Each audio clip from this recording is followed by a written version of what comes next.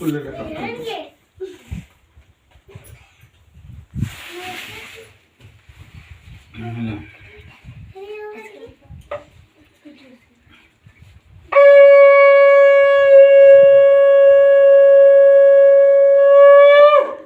बोल दे श्री सत्यनारायण भगवान की जय।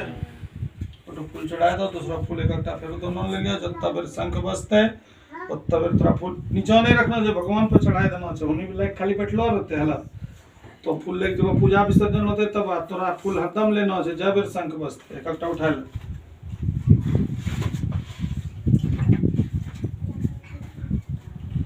बोल दे श्री सत्यनारायण भगवान की जय। दो प्रथम अध्याय एकदम 37 बनाए बैठ है। बोल दे श्री सत्यनारायण भगवान के। तो प्रथम अध्याय एक समय की बात है। प्राणियों हित के चाहने वाले नारद मुनि घूमते फिरते मृत्यु काल में पहुंचे। मृत्यु काल से दोनों हाथ जोड़ी बैठा ना, की दिक्कत है। मृत्यु काल से घूमते फिरते हो देखते हुए सभी प्राणियों कहते हे नारद मुनि, आप तो बहुत अच्छे हित के चाहने वाले बात सोचते हो, लेकिन मृत्यु काल में सभी प्राणियों अनेक जोनियों से अनेक पाप कर्मों से ग्रसित होकर के दुखित आई। तो इसके लिए कोई ऐसा उपाय जानते तो मुझे विस्तार पूर्वक रूप से कहो। तो उसने कहने लगा नारद मुनि के, हे प्राणी, आप सबों के हित के चाहने वाला बात में मृत्यु काल से स्वर्गलोक में जाकर के आस्तिक मुनि बैठे हुए उनका आसन ग्रहण की ओर से दंडवत नमस्कार करके उनसे ही कुछ ऐसा उपाय बनता जो सभी दुख दूर होकर के सुख को प्राप्त करेंगे। अंत में वैकुंठ की ओर चले गए। इतना वचन सुनकर के भगवान श्री सत्यनारायण देव के प्रभावित से नारद मुनि मृत्यु काल से घूमते फिरते स्वर्गलोक को पहुंचा। स्वर्गलोक में अपने आसन ग्रहण किए हुए श्री सत्यनारायण देव बैठे हुए थे। उनको जाकर के दंडवत नमस्कार कर क्षमा मांगते हुए कहने लगा कि हे प्रभु, आपसे मैं कोई ऐसा उपाय जानना चाहता हूँ कि मृत्यु काल में सभी प्राणियों अनेक जोनियों में अनेक पाप कर्मों से ग्रसित है। उसके लिए कोई ऐसा उपाय बताइए दुख दूर होकर के सुख को प्राप्त करे, धन की प्राप्ति हो, पुत्र की प्राप्ति हो, अंत में वो वैकुंठ की ओर चलेंगे।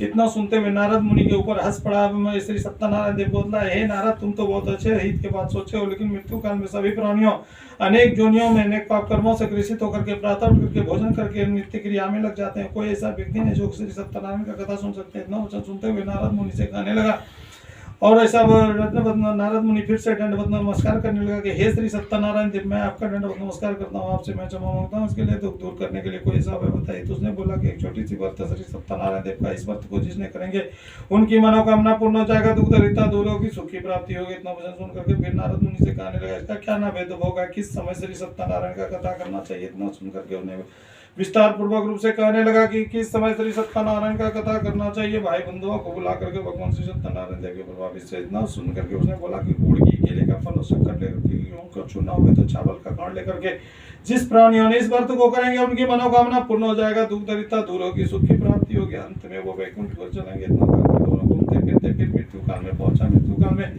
अनेक जोनियों से अनेक पाप कर्मों से ग्रसित होकर के सभी प्राणियों दुखित थे। सभी प्राणियों दंडवत नमस्कार करने लगा। सभी प्राणियों से कहने लगा, हे प्राणी, आप सबों के हित के चाहने वाला बात में मृत्यु काल में आया हूं लेकर के।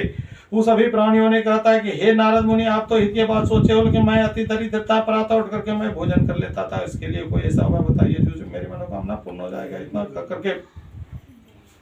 इतना कह करके भगवान श्री सत्यनारायण देव के प्रभावित से वो श्री सत्यनारायण देव के ऐसा वचन सुन करके वो नारद मुनि से कहने लगा कि हे प्राणी, आप सबों के हित के जैसे ही विचार करते हुए तो उसने दुर्गान कर लेगा की करा लगे धुतकारा लगले क्या करा नारद जी का, हे नारद, आप तो आए हो मेरे लिए कुछ ऐसा उपाय लेकर के। मैं अति दरिद्र हूँ, प्रातः उठ करके मैं भोजन करके अपने नगर में कार्य में लग जाता हूँ। पूजा लोग नहीं कर पा रहे तो बात पूजा करो करे ना।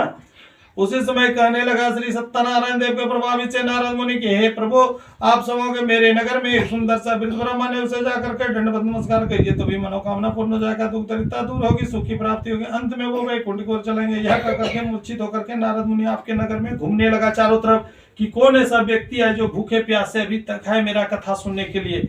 ऐसे नगर में घूमते फिरते चला गया और देखा कि एक वृद्ध ब्राह्मण नित्य पृथ्वी पे इधर से उधर भटकते रहता था। उससे जाकर के नारद मुनि दंडवत नमस्कार किया और कहने लगा कि हे प्रभु, आप जो नित्य पृथ्वी में घूमते उसका क्या कारण है। तो बोला कि मैं अति दरिद्र हूँ, मैं प्रातः उठ करके अपने नगर में घूमता हूँ, भिक्षा मांगता हूँ, अपने पति पत्नी के लिए पुत्र की प्राप्ति नहीं है, धन की प्राप्ति नहीं है, अंतिम में मैं वैकुंठ को चलना चाहता हूँ। यह कह करके नारद मुनि से कहने लगा, हे नारद, आपने कोई ऐसा उपाय जानते हो तो मुझे विस्तार पूर्वक रूप से कहो, तो मेरी मनोकामना पूर्ण हो जाएगा, दुख दरिद्रता दूर होगी, सुख की प्राप्ति होगी, अंत में वैकुंठ को चलेंगे। उसने कहने लगा कि एक छोटी सी व्रत श्री सत्यनारायण देव का है, इस व्रत को जिसने करेंगे उनकी मनोकामना पूर्ण हो जाएगा, दुख दरिद्रता दूर होगी, सुख की प्राप्ति होगी, अंत में स्वर्ग लोक को प्राप्त होगा। तो उसने पूछने लगा नारद मुनि से कि इसका क्या नैवेद्य होगा, किस समय श्री सत्यनारायण का कथा करना चाहिए। तो बोला संध्या काल में श्री सत्यनारायण का कथा करना चाहिए। भाई बंधुओं को बुला करके गुड़ घी केले का फल और शक्कर लेकर के ब्राह्मणों के साथ बैठ करके संकल्प लेकर के श्री सत्यनारायण की कथा जिस प्राणियों ने सुनेंगे उनकी मनोकामना पूर्ण हो जाएगा, दुख दरिद्रता दूर होगी, सुख की प्राप्ति होगी, अंत में वो स्वर्ग लोक को प्राप्त है। इतना वचन सुनते हुए उसी दिन रात्रि की आदि विश्राम करके उन्हें कहने लगा ब्राह्मण देवता मैं संकल्प लेता हूँ कि प्रातः उठ करके जो भी भिक्षा मांगेंगे उससे मैं गुड़ घी केले का फल और शक्कर लेकर के, गेहूं का चूर्ण नवे तो चावल का खंड लेकर के श्रद्धा पूर्वक से नवे तो भोग लगा करके मैं पति पत्नी मिल करके भाई बंधुओं के साथ ब्राह्मणों के साथ बैठ करके श्री सत्यनारायण का कथा सुनूंगा। इतना कह करके भगवान श्री सत्यनारायण रात्रि गीता आदि विश्राम किया, प्रातः उठ करके नित्य क्रिया करके वो अपने नगर को भिक्षा मांगने के लिए चला गया। जब भिक्षा मांग करके गुड़ घी केले का फल और शक्कर लेकर के, गेहूं का चूर्ण नवे तो चावल का खंड लेकर के श्रद्धा पूर्वक से सवा पाव के हिसाब से नैवेद्य भोग लगा करके भाई बंधुओं को बुलाया और ब्राह्मण के साथ बैठ करके श्री सत्यनारायण का कथा का आरंभ कर दिया। जैसे भगवान श्री सत्यनारायण देव उनके ऊपर प्रसन्न होकर के श्री सत्यनारायण के प्रभावित से श्री सत्यनारायण देव के प्रभावित से तो भगवान से ऐसा मनोकामना पूर्ण हो गया जो कि रात्रि गीता दी उसने। फिर उसको भगवान श्री सत्यनारायण अति दरिद्र लकड़हारे, एक दिन धनवान राजा थे, वो नित्य प्रतिदिन अति दरिद्र लकड़हारे घने जंगल से लकड़ी को काट करके लाते थे। वो लकड़हारे उसी में नगर से जा रहे थे तो देखा कि ब्राह्मण के घर में जैसे आपके जैसे घर में श्री सत्यनारायण का कथा आ रहा था, वो उसने अपने नगर में रखकर अपने नगर में जो आपके दरवाजे के निकट में रख दिया। अपने लकड़ी का कट्टर को तोड़ते हुए आपके पास आया, दोनों पति पत्नी को दंडवत नमस्कार किया और कहने लगा हे प्रभु मुझे थोड़ी तो अति दरिद्र हूं, मैं भूख प्यास पीड़ित से मूर्छित हो रहा हूं, मुझे थोड़ी भोजन करा दो तो पानी पिला दे कर दो, मैं अपने नगर में जाकर के लकड़ी को बेच करके प्रतिपाल करूंगा। आपके जैसे आदमी ने अपने दंडवत नमस्कार करने लगा कि हे प्रभु मैं तो श्री सत्यनारायण का कथा कर रहा हूँ, आपने भी बैठ करके श्री सत्यनारायण का कथा सुन ले, फिर तुम्हारे भी मनोकामना पूर्ण हो जाएगा, मेरी मनोकामना पूर्ण हो जाएगा। फिर गीतादि रात्रि गीतादि विश्राम करना। ऐसा वचन सुन करके वो नगर में बैठ करके आपके जैसे घर में बैठ करके श्री सत्यनारायण का कथा का आरंभ करने लगा। बोलिए तो रेवा खंडे श्री सत्यनारायण भगवान की जय। तो प्रथमोध्याय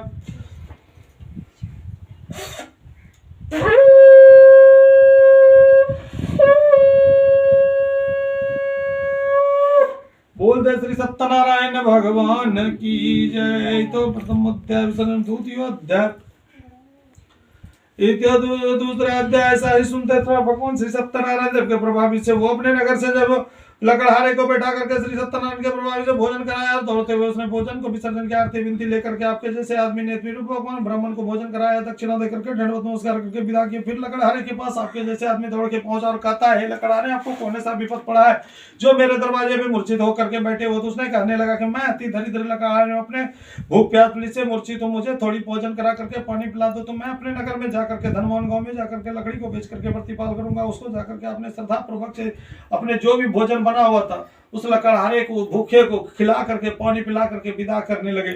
उस लकड़हारे को श्रद्धा पूर्वक से भोजन को कराया और उसे दंडवत नमस्कार किया और कहते हैं आपके जैसे आदमी ने क्या लकड़ी का गट्ठर को अपने सर पे रखो और धनवान गांव में जाकर के बेच के अपने प्रतिपाल करो। ऐसा सुनते हुए वो अपने नगर को चलने लगा। जब कुछ दूर अपने नगर को चलने लगा तो देखा कि अति दरिद्र भगवान श्री सत्यनारायण देव आकाशवाणी करने लगे, रे मूर्ख तुम्हें जैसे कोई नहीं है, तुमने विस्तार पूर्वक रूप से उस भैया से नहीं पूछ पाया कि कौन सा व्रत कर रहा है, किस काम के लिए पर ऐसा वचन सुन करके उसने मूर्छित होकर के तुम्हारे मनोकामना भी पूर्ण हो जाता है। ऐसा कहकर के वो वापस आने लगा।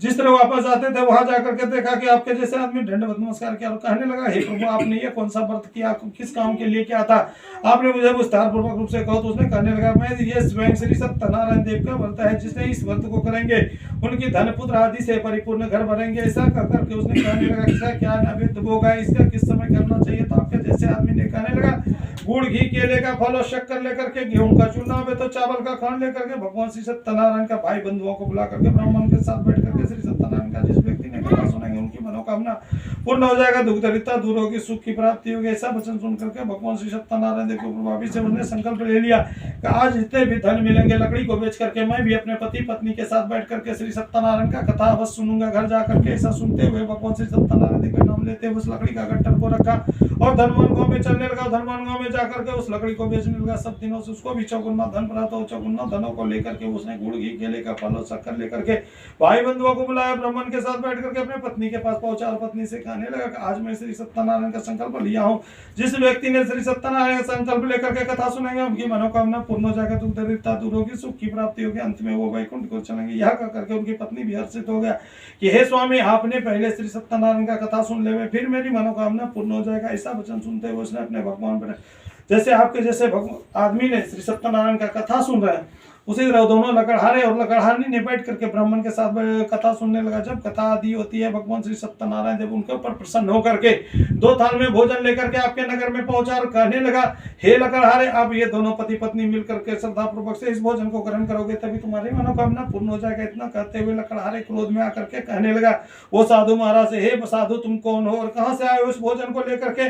अब तुमने वापस चले जावे, क्योंकि इतने दिनों से मैं भूख प्यास पीड़ित से मूर्छित था, कोई ऐसा व्यक्ति नहीं था कि मुझे भोजन कराने वाला जथा से वापस चले जावे तो मेरी मनोकामना पूर्ण हो जाएगी। यह कहकर के उसने दंडवत नमस्कार उनकी पत्नी करने लगा। हे स्वामी, पहले आपने दंडवत नमस्कार करता हूँ स्वयं श्री सत्यनारायण देव ने इस भोजन को भेजे हुए, इस भोजन को मैं ग्रहण करूंगा तो मुझे पुत्र की प्राप्ति होगी और धन की प्राप्ति होगी, अंत में मैं वैकुंठ की ओर चलेंगे। यह कहकर के उस भोजन को रखा और दंडवत नमस्कार किया। उसी के अंतर ध्यान होकर के साधु उसी के अंतर ध्यान हो गए। कुछ देर के बाद उसने पूजन को विसर्जन किया, आरती विनती लिया, भाई बंधुओं को प्रसादीकरण करवाया, यथाशीघ्र अपने भी प्रसादीकरण किया, ब्राह्मणों को भोजन करा करके दंडवत नमस्कार करके दक्षिणा देकर के उसे विदा कर जब मनोकामना पूर्ण हो जाते थे। प्रसादीकरण करने के लिए दोनों पति पत्नी बैठते हैं तो कहने लगा, हे प्रभु, हे श्री सत्यनारायण देव, आज आपने मुझे भोजन भेजे हुए हो, कल दिन मुझे पुत्र की प्राप्ति दो तो मैं हर दिन श्री सत्यनारायण का कथा सुनूंगा। ऐसा कह करके भगवान श्री सत्यनारायण से संकल्प लेकर के वो विस्तार पूर्वक से वो रात्रि गीता आदि विश्राम किया। अपराध उठ करके नित्य क्रिया करके फिर वो लकड़हारे धनवान नहीं थे, वो जाकर के वो लकड़ी को नित्यवर्ती दिन की तरह काटने लगा और घने जंगल में जाकर के भगवान श्री सत्यनारायण देव उनके ऊपर प्रसन्न थे और कुछ रात्रि विश्राम करके वहीं सुतना निंद्रा आश्रम में पड़े रह गए थे। प्रातः उठा तो उस लकड़हारे ने सोचने लगा कि हे प्रभु, मैं तो श्री सत्यनारायण देव मेरी पत्नी ने संकल्प ले रखा है कि हर दिन करेंगे ये घने जंगल में, मैं कहाँ से गुड़ घी केले का फल और कहाँ से शक्कर लेकर के कहाँ से ब्राह्मण को और भाई बंधुओं को बुला करके मैं श्री सत्यनारायण का कथा सुनूंगा। इतना वचन सुनते हुए भगवान श्री सत्यनारायण देव उनके ऊपर प्रसन्न होकर के आकाशवाणी करने लगा, रे लकड़हारे, तुम्हारे जैसे मूर्ख कौन है जो तुमने श्रद्धा पूर्वक से घने घर में बैठ करके श्री सत्यनारायण का कथा सुने जाओ। तुम्हें एक सुंदर सा नदी है, उस नदी के तीर पे नहा धो करके नित्य क्रिया करके तुम खड़े हो जाओगे, तुम्हें एक सुंदर सा वृद्ध ब्राह्मण मिलेंगे, उससे दंडवत नमस्कार करना, तुम्हारी मनोकामना पूर्ण कर देगा, दुख दरिद्रता दूर कर देगी, तुम्हारी श्री सत्यनारायण का कथा का आरंभ कर देगा। ऐसा सुन करके भगवान श्री सत्यनारायण देव को प्रभावी से दौड़ते हुए गया नदी के तीर पे नित्य क्रिया करके। वो जब खड़े होते हैं तो देखा कि सुंदर सा वृद्ध ब्राह्मण था, उन्हें दंडवत नमस्कार किया और उसी से बैठ करके श्री सत्यनारायण का कथा सुनने लगा उस घने जंगल में। कुछ देर के बाद भगवान श्री सत्यनारायण देव फिर आकाशवाणी करते हैं, बाबू, तुमने तो श्री सत्यनारायण का पूजन कर रहे हो लेकिन तुम्हारे धन पुत्र आदि के और प्रसादी ग्रहण करने वाला कोई ऐसा व्यक्ति नहीं है। तुमने किसे प्रसाद जंगल में कखरा तो बोले वो प्रसाद कर ले वही करी रल जाए खाओ प्रसाद करते तो घरे ला 10 आदमी नहीं खिलाए पर लो और पूजा करो स्वेच्छा नहीं छो। ऐसा सुन करके उसने आश्चर्य करने लगा, इनके जैसे आदमी ने मन मन में कि मैं इतना श्रद्धा पूर्वक से मैं श्री सत्यनारायण का कथा सुनाऊं, इस प्रसादी को ग्रहण किसे करवाऊं। तो ऐसा वचन सुन करके भगवान श्री सत्यनारायण देव के प्रभावी से पूजन को विसर्जन किया, आरती विनती किया, भाई बंधुओं से प्रसादी ग्रहण करने के लिए सब मन मन में सोचने लगा। एक सुंदर सा बैस बनिया उसी नदी के तीर पे नित्य प्रतिदिन अपने नौका को लेकर के शिकार करने के लिए आते थे, तो उसने भी बैठ करके बगल से श्री सत्यनारायण का पूजन सुन रहे थे, उसको साथ दौड़ करके गया और कहने लगा, हे भैंस बनिया, आपने मेरी प्रसादी को ग्रहण करो तब मेरी मनोकामना पूर्ण हो जाएगा। तो उसने कहने लगा, हे लकड़हारे, ये तुमने कौन सा व्रत कर रहे हो, किस काम के लिए कर रहे हो? तो उसने कहने लगा, मैं धन पुत्र आदि के लिए स्वयं श्री सत्यनारायण देव का व्रत कर रहा हूँ। ऐसा वचन सुन करके उसने कहने लगा, मैं धनवान राजा हूँ। भैंस बनिया की कहा लगला है, मैं धनवान राजा हूँ, धन दौलत की काफी है, लेकिन मुझे पुत्र या पुत्री नहीं है, मुझे निपुत्र के नाम से पुकारा जाता है। हे लकड़हारे, तुम्हारे श्री सत्यनारायण देव जिस दिन मेरी लीलावती को गर्भवती करेंगे उसी दिन मैं प्रातः उठ करके श्री सत्यनारायण का पूजन अवश्य करूंगा। ऐसा वचन सुन करके उसने संकल्प ले लिया और उसने प्रसादी को ग्रहण करवा दिया कि हे प्रभु, आज मैं श्री सत्यनारायण का प्रसादी ग्रहण कर रहा हूँ, जिस दिन मेरी लीलावती गर्भवती होगी उसी दिन मैं प्रातः उठ करके श्री सत्यनारायण का कथा अवश्य सुनूंगा। ऐसा सुनते हुए उसने श्रद्धापूर्वक से प्रसादी ग्रहण करके करके वापस अपने घर को गया तो वहां देखा लीलावती उनके मूर्छित होकर के बैठी हुई थी। उनसे भी कहने लगा, हे लीलावती, मैं तो श्री सत्यनारायण का संकल्प लेके आया हूँ कि सुंदर सा जिस दिन मेरी लीलावती गर्भवती होगी उसी दिन मैं श्री सत्यनारायण का था। उसी दिन आनंदित चित लीलावती श्री सत्यनारायण देव के प्रभावी से गर्भवती हो गई। प्रातः उठ करके उन्हें अपने पति से कहने लगा, हे स्वामी, पहले श्री सत्यनारायण का कथा कर ले, मैं फिर मैं अपने आनंदित चित विश्राम करेंगे। तो उसने कहने लगा, उनके पति ने अहंग हो गया, धन वाला आदमी ढेर अहंग हो जाए, संकल्प की ललके गर्भ में रहते धम पूजा करबो, गर्भ में रहले अब अहंग तोरा हो गया कि हे लीलावती, अब पत्नी से कहने लगे कि हे लीलावती, ऐसा करता हूँ कि भगवान श्री सत्यनारायण का कथा मैं इसका विवाह के समय जन्म के समय मैं जा करके मैं श्री सत्यनारायण का कथा सुनूंगा। इतना कह करके उसी दिन आनंद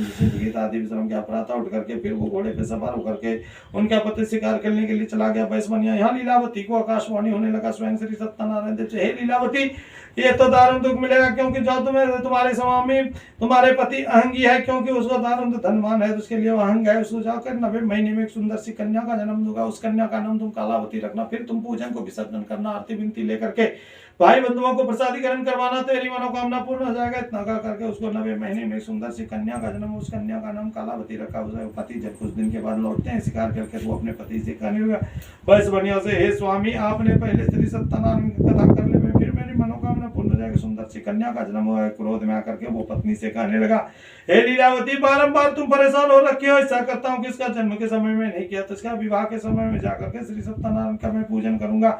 ऐसा कर करके रात्रि गीता आदि विश्राम किया और विश्राम प्रातः उठ करके नित्य क्रिया किया। फिर वो घोड़े पे सवार होकर के शिकार करने के लिए अपने नगर की ओर चल दिया।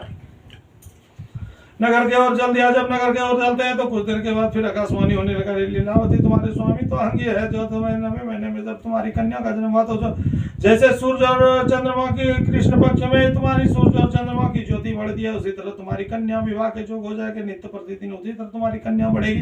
तब विवाह के समय में तुमने जाकर के श्री सत्यनारायण का पूजन का तैयारी करना और आरती विनती लेकर के भाई बंधुओं को प्रसादीकरण करवाना, तुम्हारी मनोकामना पूर्ण हो जाएगा। इतना वचन सुनते हुए और नित्य प्रतिदिन वो लड़की पढ़ने लगी कालावती। एक दिन उसका पिता जो था बैसमनिया कुछ रात्रि विश्राम करके वो लौट रहे थे तो देखा वो उनके नगर वासियों के साथ वो बेटी खेलते धूपते रहती थी। क्रोध में आकर के अपने पत्नी से कहने लगा, हे पत्नी लीलावती, अब तो बेटी विवाह के जोग हो गया, इसका विवाह करवाना अवश्य जरूरी है।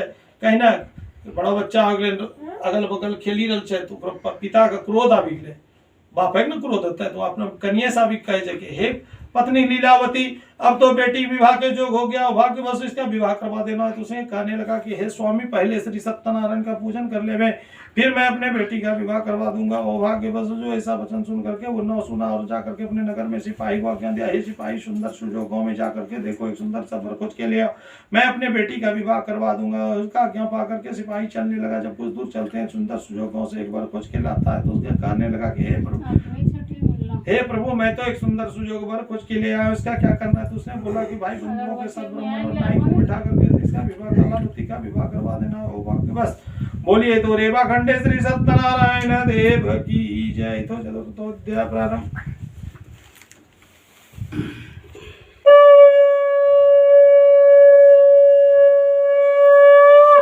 बोलते श्री सत्यनारायण भगवान की जय। तो चतुर्थोध्याय करके भगवान श्री सत्यनारायण देव के पूर्वाभिषेक वही वचन सुनते हुए उसने अपने प्रातः उठा अपने भाई बंधुओं को बुला करके ब्राह्मण के साथ अपने बेटी का विवाह कलावती का करवा दिया। रात्रि गीता आदि विश्राम किया। प्रातः उठ करके उन्होंने निश्चय किया कि आज दोनों ससुर और दामाद मिलकर के बैसमनिया ने ये सोचने लगा कि रात में बेटी का विवाह करवाए, अब दोनों ससुर और दामाद मिलकर के अपने शिकार खेलने के लिए चलूंगा। ऐसा सुनते हुए वो अपने दोनों ससुर और दामाद अपने नगर में जाकर के शिकार खेलने के लिए निकल गए। जब लीलावती को आकाशवाणी करने लगा, हे लीलावती, तुम्हें दारुण दुख मिलेगा, तुम्हारी बेड़ी हथकड़ी लगेंगे और दारुण दुख मिलेंगे और बेड़ी हथकड़ी लगेंगे, चोरी का इल्जाम लगेगा तुम्हारे स्वामी को, क्योंकि वो बहुत अहंगी राजा है जो बारंबार मुझे ठुकरा रहा है। ऐसा कह करके उसका शराब दे दिया, तुम्हारे धन को चोर ने चुरा के ले जाएगा, तुम भूख प्यास पुलिस के लिए मूर्छित रहोगे। ऐसा कह करके पति पत्नी दोनों मिलकर के घर की ओर जब चलते हैं तो देखा वहां धन को चोर ने चुरा के ले गया। लीलावती मूर्छित होकर अपने नगर में बैठी थी। कुछ दिन के बाद फिर भोजन का बैसमनिया लौटता है। दोनों ससुर और दामाद शिकार करके तो देखा उनके मूर्छित होकर के पत्नी लीलावती और कालावती बैठी थी। तो पूछने लगा, हे लीलावती, ऐसा कौन सा विपद पड़ा है जो आपने मूर्छित होकर के बैठे हो। तो उसने कहने लगा, मेरे धन को चोर ने चुरा के ले गया, भूख प्यास पुलिस से मैं मूर्छित हूं, पानी पीने का पात्र नहीं है। जतासे मुझे ऐसा ही दंडवत नमस्कार करता हूं कि स्वयं श्री सत्यनारायण का पूजन कर ले। मैं ऐसा वचन सुनते हुए उसने कहने लगा अपने पत्नी से, देश चोरी परदेश भिक्षा बसोरी है, मैं साधु का भेष धारण करके जाकर के उनका नाम देशों में जाकर के भिक्षा मांग करके प्रतिपाल करूंगा। ऐसा करके वो हस्ती मुनि के राज्यों से निकलने लगा, अपने साधु का वेश धारण करके अपने नगर से चलने लगा। कुछ दूर जब अपने नगर से चलते हैं तो उल्का नमूना राजा के देशों में जाकर के भिक्षा मांगने लगा। सब दिन वो भिक्षा मांगते हुए वो उसी दिन प्रतिदिन करने लगा। एक दिन संध्या काल में श्री सत्यनारायण देव जाकर उल्का नमूना राजा को देशों में स्वप्न देता है, हे राजन तुमने प्रातः उठ करके ऐसा आयोजन रखो जो कोई ऐसा व्यक्ति ना हो जो कि अपने अपने घर में चूल्हा जलावे। जो व्यक्ति चूल्हा जलाएगा उनको बेड़ी हथकड़ी लगेंगे और कारागार का फाटक खाना पड़ेगा। ऐसा करके नहीं तो तुम्हारे धन पुत्र आदि नष्ट करूंगा। ऐसा प्रातः उठा वो नित्य क्रिया करे और अपने सिपाही को बुलाया। सिपाही को बुला करके कहने लगा, हे सिपाही मेरे घर में ऐसा बिठवा दो जो कोई ऐसा व्यक्ति ना हो जो अपने अपने घर में चूल्हा जलावे। जो व्यक्ति चूल्हा जलाएंगे उनको बेड़ी हथकड़ी लगेंगे और कारागार का फाटक खाना पड़ेगा। इतना कहा करके क्यों पा करके वो सिपाही चलने लगा। जब सिपाही वहां नगर में दिखाई देता है, इधर हर नगर में दिखाई दे करके कहने लगा। और उसके नगर में भंडारा का आयोजन रखा था। कुछ रात्रि करके सभी नगरवासियों होने लगा भंडारा का भोजन करने के लिए। कुछ रात्रि विश्राम करके वो दोनों साधु जब पहुंचते तो उनको तो शराब दिया हुआ था कि तुम्हें चोरी का एग्जाम लगेंगे, बेड़ी हथकड़ी लगा करके कारागार में डलवा दिया। तो उसने कहने लगा कि हे उनका नमूना राजा, आपने मुझे थोड़ी भोजन करवा दीजिए, क्यों नहीं तुमने तो ऐसा आयोजन रखे थे कोई ऐसा व्यक्ति ना हो जो अपने घर में चूल्हा जला भी। तो ऐसा याद था मुझे तो कुछ रात्रि भिक्षा मांगने में देर लेट हो गया, जिसके कारण मुझे इतना दारुण दुख मिला था। तो उसने बोला कि हे प्रभु आपके लिए तो मेरे नगर में भोजन खत्म हो चुका है। ऐसा करता हूँ कि राजमहल में रानी का बना हुआ भोजन है, उसको भोजन करा करके तुमको जथा से दंडवत नमस्कार करके तुझे विदा करूंगा। ऐसा करके सिपाही को आज्ञा दिया। सिपाही तुमने ये दोनों साधु को कारागार से निकाल करके लेकर जाओ, अपने नगर में जाकर के राजमहल में रानी से भोजन करा करके जथा से दंडवत नमस्कार करके इसे विदा कर दो, तभी मेरे मनोकामना पूर्ण हो जाएगा, दूरों की सुखी प्राप्ति होगी। ऐसा करके उस नगर में चलने लगा। जब वो देखा कि भगवान श्री सत्यनारायण देव का नाम लेते वो भोजन करा करके दंडवत नमस्कार करके भेज दिया, तो उसी समय भगवान श्री सत्यनारायण देव आपके घर में प्रकट होकर के एक सोने का हार चुरा के निकल गए। तो भगवान प्रातः उनकी रानी उठती है तो देखा सोने का हार खुटी पे न देख करके तो उन्हें अपने पति से कहने लगा, हे स्वामी मेरे तो वो दोनों साधु नहीं थे, वो दोनों चोर थे, क्योंकि मेरे सोने का हार चुरा के चले गए। उनको बेड़ी हथकड़ी लगा करके उसे कारागार में डलवा दे, फिर मेरी मनोकामना पूर्ण हो जाएगा, दुख दरिद्रता दूरों की सुख की प्राप्ति होगी। अंत में मैं वैकुंठ को चलूंगा। इतना करके वो प्रातः उठा अपने सिपाही लेकर के चला और खाने लगा सिपाही को, हे सिपाही तुमने मेरे नगर में जाकर के देखो कि वो दोनों साधु कहाँ किस दुखित में है, उसको ला करके बेड़िया लगा करके कारागार में डलवा दो, तभी मेरी मनोकामना पूर्ण हो जाएगी, मेरी पत्नी की मनोकामना पूर्ण हो जाएगी, दुख दरिद्रता दूर होगी। करके जब चला तो देखा श्री सत्यनारायण देव ने वो एक बार के पढ़ के नीचे गहरे नींद में सोए हुए थे। उसी जगह जाकर के श्री सत्यनारायण देव ने वो सोने का हार रख दिया था। उसी समय हार सहित दो चोर पकड़ के लाया और कहने लगा, घिसेटते हुए ला करके राजा उनका नमूना राजा को कहते हैं, हे राजा ना क्या दीजिए जो दोनों चोरों को क्या करना। तो उसने बोला बेड़ी हथकड़ी लगा करके कारागार में डलवा दे। जथा से उसे कारागार में डलवा दिया। वहां लीलावती और कालावती भूख प्यास पड़ी से मूर्छित हो रही थी। उसी समय भगवान श्री सत्यनारायण देव के नाम लेते हुए एक दिन संध्या काल में उनकी बेटी कालावती कहने लगी अपनी माता से लीलावती से, हे प्रभु हे माता क्या दीजिए, मैं अपने नगर में रह करके भिक्षा मांग करके प्रतिपाल करूंगा। तो संध्या काल में तथा अस्तु करके वो अपने नगर में जाकर के भिक्षा मांगने लगा। बोलिए तो रेवा कंडे श्री सत्यनारायण भगवान की जय।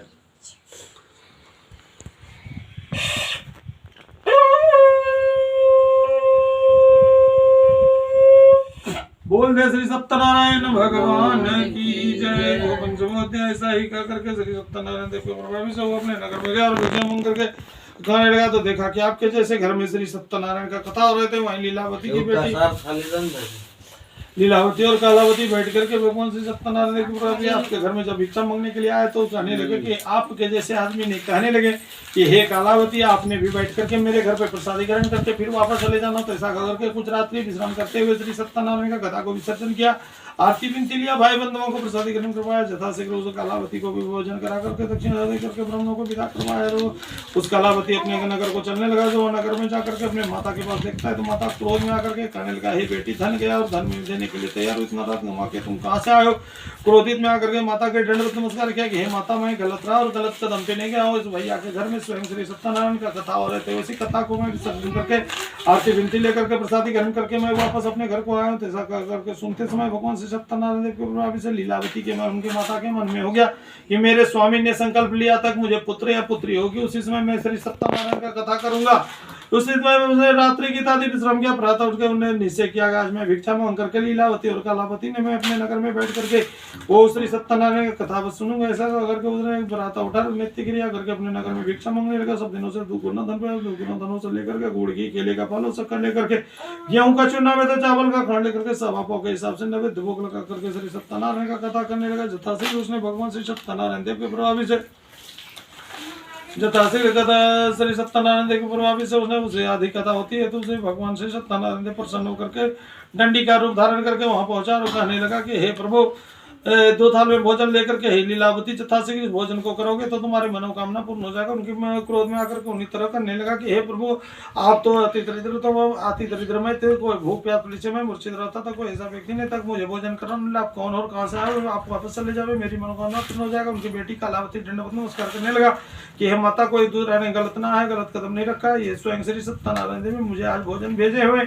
आज मुझे भोजन करेंगे तो कल दिन मेरे पति और पिता दोनों वापस आ जाएंगे, किस दुखित में किस नगर में है। तो ऐसा कर करके उसने उस भोजन को आनंदित रखा और उसने भोजन को विसर्जन किया, आरती विनती लेकर के भाई बंधुओं को प्रसादीकरण करवाया, जथाशीघ्र अपने भी प्रसादीकरण किया, फिर मनोकामना पूर्ण होकर के ब्राह्मणों को भोजन करा करके विदा किया और उसने बैठ करके दोनों लीलावती और कलावती ने प्रसादी को ग्रहण करने लगा। कुछ रात देर तक में लीलावती की बेटी कलावती ने मन मन में सोचने लगा कि हे प्रभु श्री सत्यनारायण देव आज आपने भोजन भेजे हुए तो कल दिन मेरे पिता और पति को वापस लिवा दीजिए तो मैं हर दिन श्री सत्यनारायण का कथा करूंगा। ऐसा संकल्प लेकर के उसने नित्य प्रतिदिन बराबर उठ करके कथा सुनने लगा। उनके ऊपर प्रसन्न होकर के श्री सत्यनारायण देव ने स्वयं जाकर के बोल क्या नमूना राजा को जाकर के स्वप्न देता है, हे राजन वो तुमने प्रातः उठा रहा ऐसा है उसे रखो जो कोई ऐसा व्यक्ति ना हो। दोनों साधु को कारागार से निकलवा करके बेड़ी हथकड़ी कटवा करके नाई को बुला करके छारू कर्म करवा दो, सुंदर सा भूषण देकर के जितने धन लिए उसे धन देकर के धन पुत्र आदि के साथ मौका से उसे विदा कर दो, तुम्हें तुम्हारी मनोकामना पूर्ण हो जाएगा, नहीं तो तुम्हारे धन पुत्र आदि सभी नष्ट कर दूंगा। प्रातः उठा उसने अपने सिपाही को बुला करके उसका बेड़ी हथकड़ी कटवाया, नाई को बुला करके छोर कर्म करवाया, सुंदर सा आभूषण देकर के आपके जैसे आदमी ने दंडवत नमस्कार किया और उन्हें नौका धन पुत्र आदि के साथ उन्हें विदा कर दिए। जब अपने नगर की ओर चलने लगा स्वयं श्री सत्यनारायण देव नदी के तीर पे डंडी का रूप धारण करके फिर उनका परीक्षा लेने लगा और खड़े होकर कहने लगा हे प्रभु हे मैं बनिया तुम्हारे नौका में क्या है। तो उसने बोला मैं क्रोध में आकर के क्या डंडी लेने का इच्छा है, तो बोला नहीं लेने का इच्छा नहीं, तुम्हारे नौका में क्या है, तो बोला मेरे नौका में फूल पान आदि भरा हुआ है। तो तथास्तु करके डंडी महाराज उस चीज के अंतर ध्यान होकर के झारों में बैठ गया। बोलिए तो रे वाखंडे श्री सत्यनारायण भगवान की जय।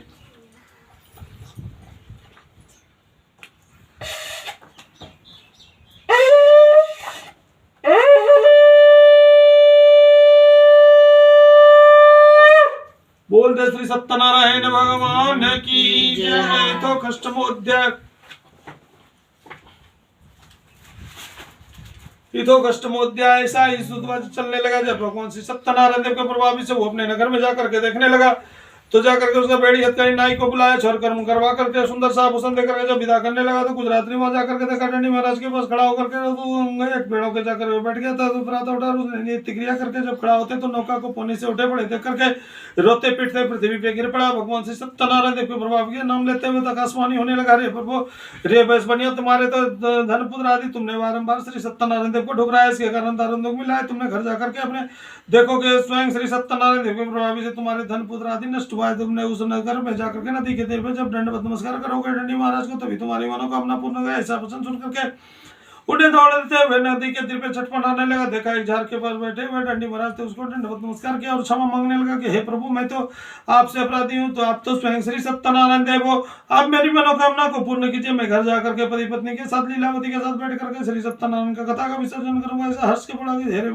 रे बनिया तुम तो बारंबार मुझे परेशान कर रहे हो, बारंबार ठुकरा रहे हो, जो तुम्हारी मनोकामना पूर्ण हो जाएगा। नौका बराबर धन पुत्र आदि से तुम घर जाकर के धन पुत्र आदि के साथ श्री सत्यनारायण का पूजन करना। ऐसा करके वो नदी के तीर पर चलने लगा। जब कुछ दूर चलते हैं तो आपके जैसे घर दिखाई देने लगा, घंटी जैसे घर दिखाई देता था। तो उसी समय जाकर के कहने लगा अपने सिपाही से, आपके जैसे आदमी ने, कि हे सिपाही मेरे घर में जाकर के कह दो कि मेरे पति और दामाद आ रहे हैं। शीघ्र ही जाकर के कहने लगा तो आपके पति और पत्नी और माता ने दोनों ने श्री सत्यनारायण का पूजन कर रहे थे। माता ने बोला कि हे लीलावती बेटी कालावती तुमने ये पूजन को विसर्जन करना, आरती विनती लेना, भाई बंधुओं को प्रसादीकरण करवाना। मैं नदी के तीर पे चलता हूँ, मेरे दामाद आ रहे हैं और पति आ रहे हैं। क्या कहते हैं? मेरे पति और दामाद आ रहे हैं, शीघ्र ही जा रहे हैं मति पति देखने के लिए। जरूर जैसे ही नदी के तीर पे पहुंचता तो वहां क्रोध में आकर के भगवान श्री सत्यनारायण देव ने पूजन को छोड़ करके अपने बेटी को बुलाया। कालावती को कहता है कालावती अब तुमने पूजन को विसर्जन करना, आरती विनती लेना, भाई बंधुओं को प्रसादीकरण करवाना। जथाशीघ्र मैं नदी के तीर पे चलता हूँ। तो नदी के तीर पे पहुंच गया तो वह नदी के तीर पे देखता है कि धन पुत्र आदि के साथ नौका सहित ससुर और दामाद को दोनों को पानी में डुबो दिया। लीलावती पृथ्वी पे गिर पड़ी, रोते पड़ते पृथ्वी पे गिर पड़ी। उसी समय भगवान श्री सत्यनारायण का पूजन को विसर्जन किया। कालावती ने आरती विनती लेकर के भाई बंधुओं को प्रसादीकरण करवाया, ब्राह्मण को भोजन करा करके दक्षिणा देकर के विदा किया। और दौड़ते हुए वो जाकर के नदी के तीर पे उसने भी कहने लगा कि मैं पति और पिता आ रहे हैं, मैं भी नदी के तीर पे चलता हूँ। तो दौड़ते हुए गया तो देखा कि धर्मपुत्र आदि के साथ नौका पानी में डूबा हुआ था। धर्मपुत्र आदि के नौका सहित डूबा हुआ था। तो उन्हें कहने लगा कि हे प्रभु, कौन सा अपराध किया इतना बड़ा दारुण दुखी? मैं तो स्वयं श्री सत्यनारायण का पूजन करके आया हूँ। तो उसने आकाशवाणी में लगा, हे लीलावती, तो हे कालावती, लीलावती ने पूजन को विसर्जन नहीं किया, आरती विनती नहीं लिया, अपने पति और पिता को दामाद को देखने आ गया। इसके कारण इतना बड़ा दारुण देगा। माता को अपने घर पे स्टार्ट करते हुए लेकर जाओ, तुम्हारी मनोकामना पूर्ण हो जाएगा। ऐसा कह करके उसने फिर से पूजन को तैयारी किया और संकल्प लेकर के श्री सत्यनारायण का कथा करने लगा माँ बेटी मिलकर के। और उसने वापस जब आते तो राम राम करके वो दोनों ससुर और दामाद नदी के तीर पे खड़े हो जाते। तो कुछ देर के बाद उसके पति और लीलावती और कलावती नदी के तीर पे पहुंचते थे। तो उसने दोनों मिलकर के पति और दामाद लेकर के चलने लगा शीघ्र ही अपने नगर को। और नगरवासियों को कहने लगा, हे प्राणी, आप सभी मेरे नगर में आना, क्योंकि मैं तो श्री सत्यनारायण का पूजन करने जा रहा हूँ। यथाशीघ्र उसने पूजन करने जा रहा हूँ। तो प्रसादीकरण करने के लिए उसी गाँव में एक अहंगी राजा रहते थे। वो धनवान थे।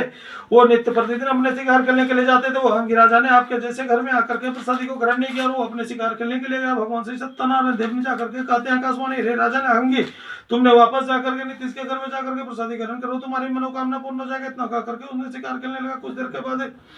कुछ देर के बाद जब वहां से पूजन को विसर्जन किया, आरती विनती लिया, नहीं तो तुम्हारे धन पुत्र आदि सभी नष्ट कर दूंगा, ऐसा कह करके श्राप दे दिए भगवान श्री सत्यनारायण देव। उसी तरह भगवान श्री सत्यनारायण देव से जब वापस आकर के सभी प्राणियों से दरवाजे पे प्रसादीकरण करने लगा। कुछ रात्रि विश्राम करके जब वो राजन आते तो देखा कि उनका चारों पुत्र चारों दरवाजे पे गिरे पड़े थे। घुड़सवार में घोड़े गिरे पड़े थे, सवार में हाथी गिरे पड़े थे।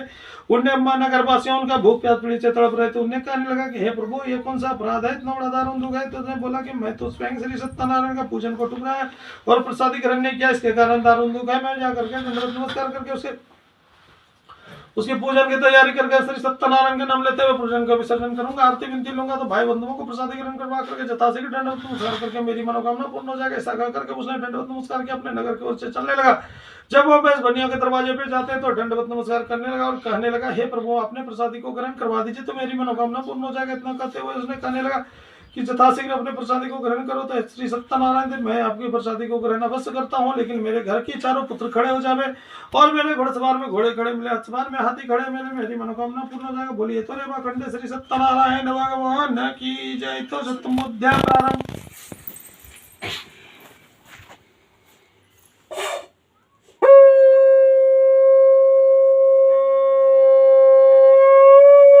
बोल दे श्री सत्यनारायण भगवान की जय। तो सप्तमोध्याय। इसी तरह सूत जी कहने लगा तो सप्तमोध्याय के बारे में ऐसा करके उस राजा ने वहां जब संकल्प ले लिया बेसबनिया के दरवाजे पे कि हे प्रभु, अहंगी राजा था, लेकिन उसने संकल्प लिया क्या कि हे प्रभु, मैं आपसे एक फूल ले ला।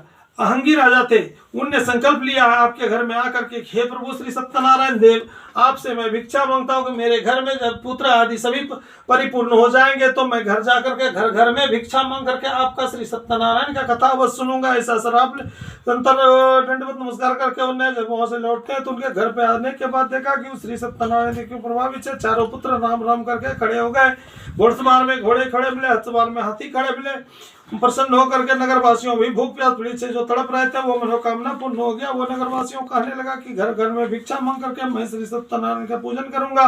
वो अहंगी राजा ने घंटी जैसे गांव में भिक्षा मांगने लगा। जब भिक्षा मांग करके वो इकट्ठा किया श्री सत्यनारायण देव चौगुना धनों से उस राजा के घर पे गुड़ घी केले का फल और शक्कर लेकर के, गेहूं का चूना तो चावल का खंड लेकर के सवा पाव के हिसाब से नैवेद्य भोग लगा करके भगवान श्री सत्यनारायण का कथा सुनने लगा। जब कथा आदि होती है भगवान श्री सत्यनारायण देव का ब्राह्मण के द्वारा, तो वहां दंडवत नमस्कार करके स्वयं श्री सत्यनारायण देव प्रकट होकर के कहने लगा कि हे प्रभु, आप वरदान मांगो, क्या मांगते हो? तो उसने बोला कि हे